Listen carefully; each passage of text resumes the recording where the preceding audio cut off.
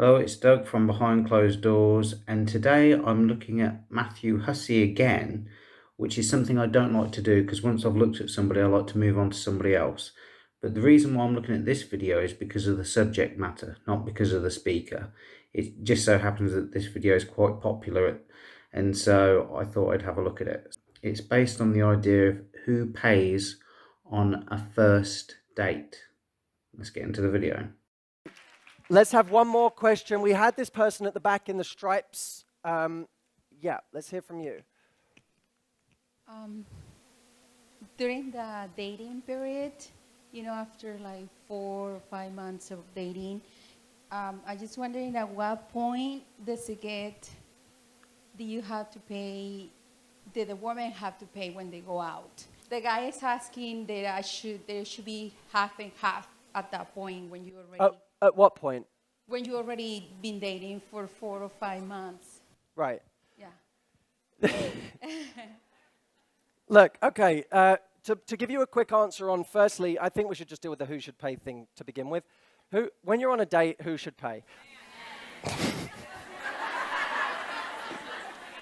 I know. I mean, that's what I told them. I'm sorry. But- I would say, I'm dating. We're dating. But here's the- gentleman here. You're supposed okay. to pay. He's supposed to pay. Yeah, that's what I told him. But you're supposed to have sex with him whenever he says. No. Whenever both. Where does this double standard come from? I'm sorry, it's the reality. You guys can moan at it all you want, but the moment you say to a guy, you have to fucking pay for my time, you're saying this relationship isn't equal. This relationship isn't equal. My time is worth more than yours, so you should pay for it.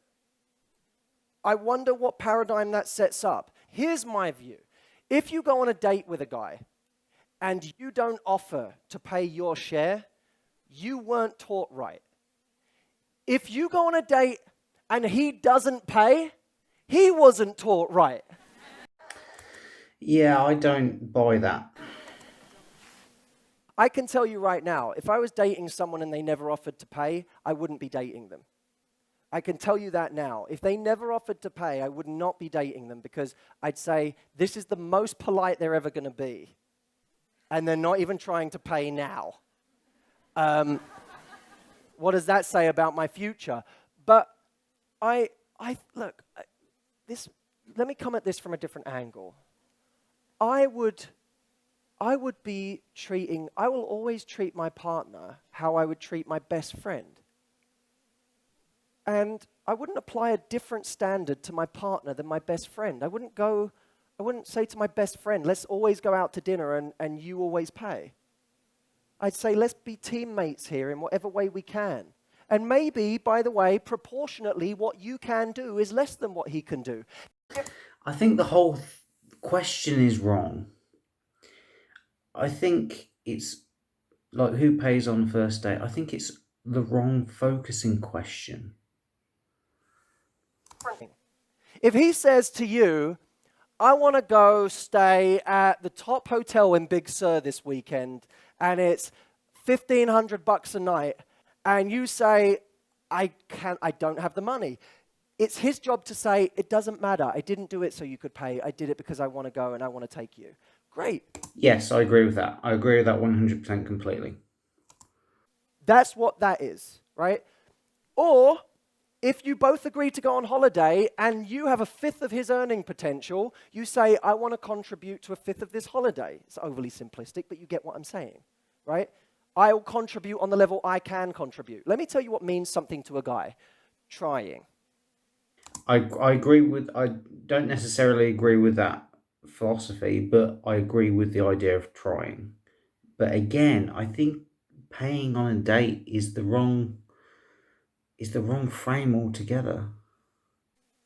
That means something to a guy. When he feels that you're not even trying to contribute, that's when he... What I don't like, and when the women in the audience that answered men, I don't like the idea of the entitlement.